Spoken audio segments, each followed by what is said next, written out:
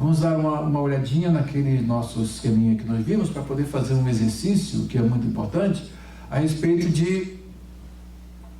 do que fica e do que vai, né, o que sai em relação à Páscoa e à ceia do Senhor. Então existe, eu estava fazendo o curso de língua portuguesa na UFRJ e descobri um professor muito bom lá, professor Carlos Alexandre, doutor Carlos Alexandre. Ele era matemático e professor doutor em língua portuguesa. Então ele que conhecia muito de linguística, e ele que me indicou métodos de linguística sempre voltados assim à utilização mais científica, né? Métodos que usavam mais ciência para poder analisar a língua e resolver fenômenos que ninguém tinha explicação até aquele momento específico. Então, quando ele falou em geometria de traços, aí eu falei: você conhece o Cagliari? Cagliari?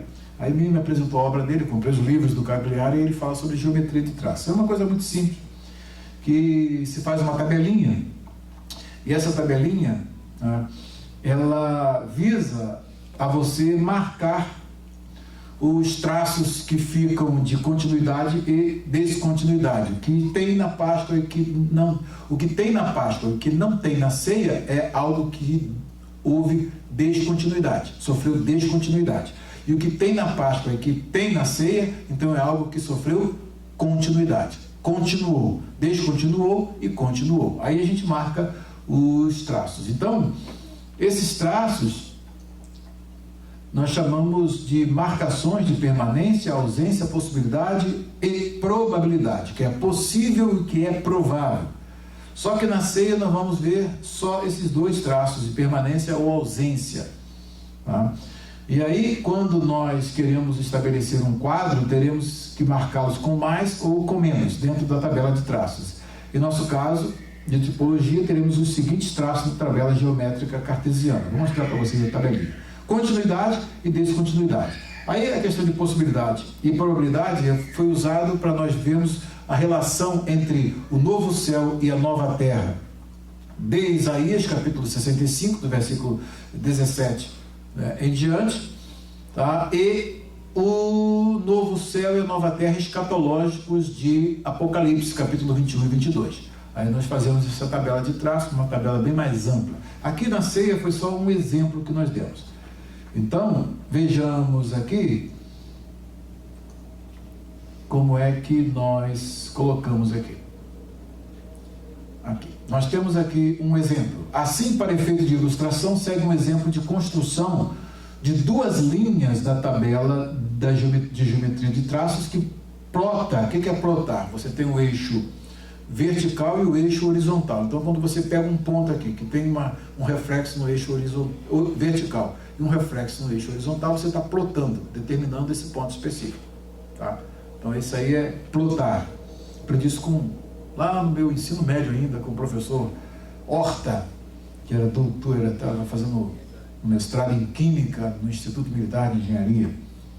Ele que me ensinou matemática superior no ensino médio.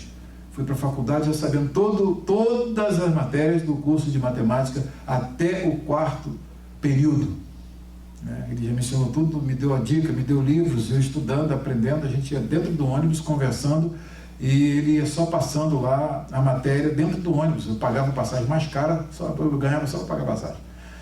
Mais cara para poder ele me dar aula, que ele ia para a URCA fazer o mestrado e eu trabalhava lá no centro do Rio de Janeiro, então eu aproveitava a viagem com ele, já marcava aquele horário certinho, saía no horário dele para poder ele me dar aula ali. Ele sentado ali me dava a aula toda. Quando chegava na sala de aula ele falava: eu vou falar uns assuntos aqui num nível mais elevado, mas só porque tem um aluno aqui que sabe, mas você não se preocupe não, fiquem só com o resultado. E aí as fórmulas que ele dava pronta no seu ensino médio, ele desenvolvia usando o cálculo integral e diferencial, só eu acompanhava dentro da sala de aula, porque eu já tinha aprendido com livros mais avançados que ele me passou. Então eu aprendi isso lá. E a geometria de traços foi exatamente na Universidade Federal. E o professor nos passou. Daí vamos fazer os traços que identificarão o que da Páscoa fica para trás e o que é transferido para a ceia do Senhor. Então, por exemplo, aqui os traços são continuidade, descontinuidade, possibilidade e probabilidade. É algo que fica, não fica, é possível ou provável. Não pode ser possível, mas não ser provável, porque você não tem um texto de prova. Então, como é que faz? O cordeiro, por exemplo, o constituinte, o cordeiro, ele continua na ceia? Não, então ele é menos continuidade, tá? Ele descontinua? Se ele descontinua, então é mais descontinuidade.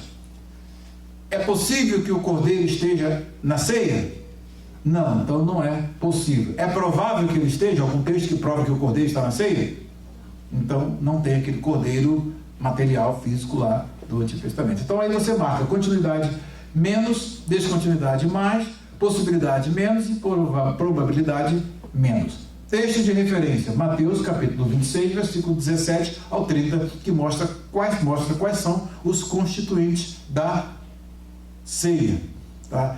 E a ceia é instituída num ambiente de Páscoa. A última Páscoa é que dá margem, é que dá base para a instituição por nosso Senhor Jesus Cristo da ceia. O pão ázimo, ele está na ceia?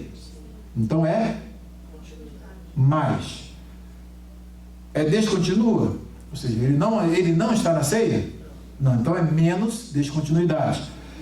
É possível que ele esteja na ceia? Sim. E é provável que ele esteja na ceia?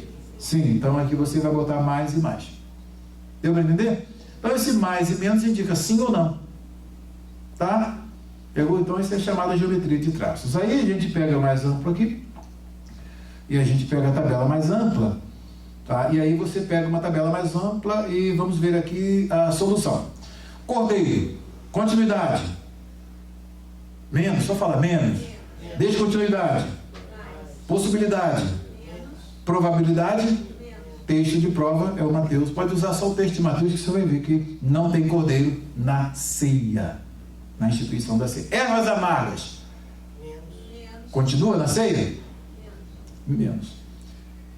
Descontinua? Possível? Provável? Menos. Pão ázimo, tem na ceia? Continuidade? Descontinuidade? Possibilidade? Probabilidade? Texto de prova está ali. E o vinho? Continua? Descontinua? Possível? Provável? Então a tabelinha está pronta. Então eu dou um exercício para você preencher mais e menos. Você tem um texto de prova e você vai colocar onde é menos, onde é mais. Sim ou não, se é continuidade, descontinuidade, possibilidade e probabilidade. Isso aí é chamado de geometria de traços. Que isso aí é usado nas características que marcam, por exemplo, os traços de um fonema. Então se ele é mais nasal, menos nasal, e aí você tem todos os traços ali e você vai marcar aquele fonema.